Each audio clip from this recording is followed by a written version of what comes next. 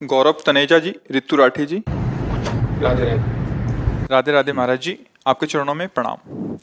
महाराज जी, क्या पति पत्नी का साथ 7 जन्मों का होता है? और अगर पति या पत्नी ये सब बेकार की बात महाराज जी, संसार में ऐसा कहा जाता है। है। जीव अपने कर्मानुसार आकर के संयोग वशात इस जन्म में बना है आकर के। अगर परस्पर आसक्त हो गया तो हो सकता है अगला कोई भी योनि मिले। तो जरूरी थोड़ी है अगर आप स्त्री में आसक्त हुए तो वो पत्नी थोड़ी बनी रहेगी, तुम स्त्री बनोगे जाके। भागवत में कोई भी बात हो उसका प्रमाण होना चाहिए। पुरंजनोपाख्यान है भागवत में, पुरंजनोपाख्यान। उसमें पुरंजन भ्रमण कर रहा था तो एक बहुत सुंदर महल देखा, बगीचा देखा, 9 द्वार का महल, विविध प्रकार के भोग विलास था। उसमें एक सुंदरी को देखा जिसका नाम पुरंजनी था। वो अपने अंगरक्षकों के साथ घूम रही थी, आसक्त हो गया। वो भी स्वीकार कर लिए दोनों। पूरा विवरण वो अध्यात्म का विवरण है। इसी बुद्धि पुरंजनी है और जीव पुरंजन है, और ये 9 द्वारों वाला ये पुर है पूरा। उसमें वो तो बड़ा लंबा विषय है, हम आपको सारांश में बताए। वो पुरंजन जब पुरंजनी में आसक्त हुआ, मरा, तो वो स्त्री बना जाके। और पुरंजनी अन्यत्र कहीं जन्म ली, लेकिन वो स्त्री बना जाके। वो जिस राजा की पत्नी बना जाके, वो राजा उससे बहुत प्यार करता था। अब वो वैसी राजा पे आसक्त हो गई। राजा युद्ध में मारा गया। अब वो चिता में, उस समय प्रथा थी, तो चिता में जलने के लिए बहुत विकल थी। तो पीछे से आवाज आई, ए सुन, मैं तेरा मित्र हूं, मेरी तरफ देख। तो उसने देखा तो एक बहुत ही सुंदर तेजस्वी पुरुष खड़ा। बोले, मैं तो आपको नहीं जानती हूँ। बोले, जानती नहीं, तू मेरा नित्य सखा है, मैं तेरा नित्य मित्र हूं। मेरा नाम अविज्ञात है। अविज्ञात माने मैं जानने में नहीं आता हूं। ना तू स्त्री है, ना ये तेरा पति था। तू देख। जब देख कहा ना, तो जैसे टीवी में दिखाई देता है ना, ऐसे उसे सैकड़ों जन्मों की स्मृति आ गई। और उसको दिखाई दे रहा, अरे ये तो बहुत बड़ा नाटक है मेरे साथ। पहले मैं किसी का पिता था, फिर किसी का पुत्र बना, फिर किसी की पत्नी बना, फिर तो मैं कैसे उससे मुक्त हूं। तब वो उनको ज्ञान देते हैं, तो उसको समझ में आता है मैं भगवान का अंश हूं, मैं भ्रम से इस शरीरों में फंसा हूं। तो शास्त्रीय पद्धति के अनुसार ये तो बोले, तो मैं आपका साथ नहीं छोड़ूंगा 7 जन्म तक है। कैसे? जीव अपनी कर्म की गति के अनुसार। अच्छा, 7 जन्म तक आप जेल जाओगे, भले हो आपकी पत्नी, आपको उसको जेल में रखने देगी क्या? कि आप बहुत दोनों प्रेमी जोड़ा हो, आपने कसम खाई है कि 7 जन्म तक, और फिर क्या जन्म जन्म तक, ऐसे नहीं कहते? एक जन्म नहीं, 7 जन्म तक, 7 जन्म नहीं तो जन्म वो समझते हम काल को अधीन किए, जैसा हम चाहे। यही की जेल में आप बताओ, हमें प्रमाण दो कि आपके द्वारा अपराध बन जाए और आपको कानूनी सजा मिले आपको, तो क्या आपकी पत्नी को आपको साथ रहने में मिलेगा? नहीं मिलेगा ना।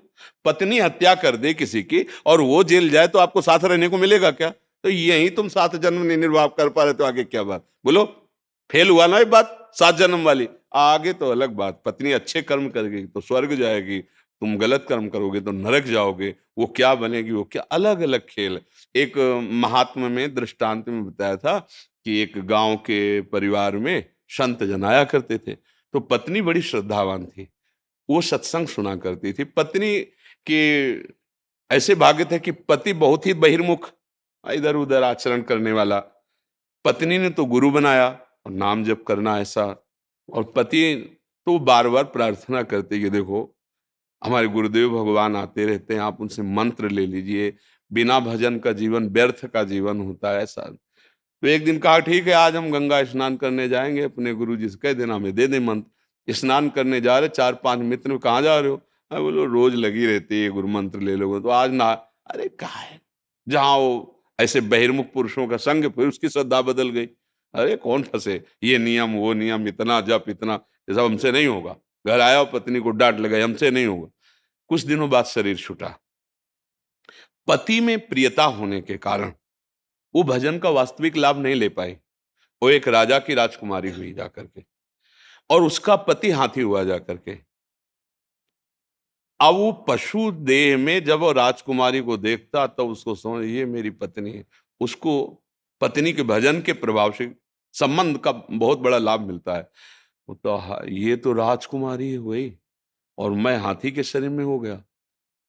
अब जैसे जैसे नौ किशोर अवस्था हुई, अब वो राजकुमारी का स्वयंवर, तो हाथी ने भोजन छोड़ दिया, खाना पीना छोड़, क्योंकि उसको पता यार इतना हमें प्रेम करने वाली पत्नी अब दूसरा कोई वरण करेगा।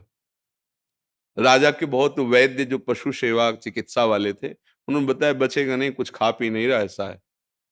राजकुमारी पवित्र दृष्टि की भगवत भजन करने वाली थी, बोले हमें कुछ मिनट के लिए इस एकांत, इस जो हाथी का किशोर है इससे बात करने दीजिए, ये ठीक हो जाएगा बात करने मात्र से। नजदीक गई और कहा भगवत कृपा से, गुरु कृपा से तुम्हारे लिए ही हमारा जन्म हुआ है, क्योंकि तुम भजन नहीं किए। देखो तुम हाथी बने ना, हम किसी और के गले में माला नहीं डालेंगे, आपके ही गले में डालेंगे।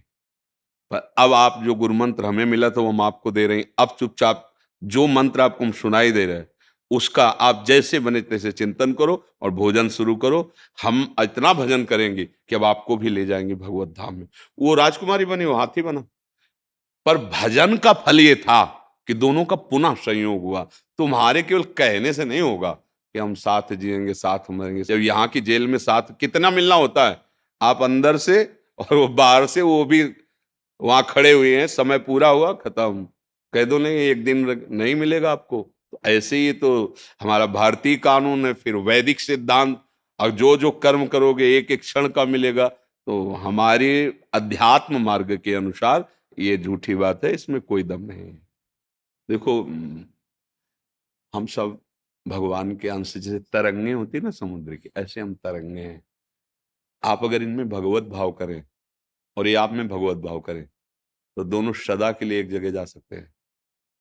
स्त्री भाव पुरुष भाव से नहीं, ये विनाशशील भाव है कि मेरे प्रभु मुझे सुख देने के लिए, प्यार करने के लिए इस रूप में आए, और ये आप पर भावना करे कि मेरे प्रभु मेरे पति के रूप में आए हैं। अब दोनों प्रभुमय भाव हो गया तो दोनों एक ही जगह तो पहुंचोगे, प्रभु के पास, वहीं पहुंच गए, फिर तो अनंत काल के लिए एक जगह पहुंच गए ना। अगर शरीर भाव में रहे तो फिर ट्रांसफर अलग अलग हो सकता है, अगर भगवत भाव में आए तो एक ही जगह जाला है। एक दूसरे में भगवत भाव, कभी आपस में किसी भी बात को लेकर ऐसा वैर विरोध ना हो कि आपस के प्रेम में, आज जीवन प्रेम में मिला है। थोड़ी बात सहन कर लिया, थोड़ी आप सहन कर ली, दोनों प्यार से आगे बढ़ते हुए देखो भगवान आए इन रूपों में। हाँ, इनको दुलार कर, ठीक है। धन धन धन जय जय श्री राधे, जय जय श्री राधे, जय जय ओहो। देखो बच्चों पर कैसा प्रभाव पड़ता है आचरण का। आप प्रणाम करें तो उठो, हो गया प्रभु। ले जाओ, धन्यवाद धन्यवाद धन्यवाद।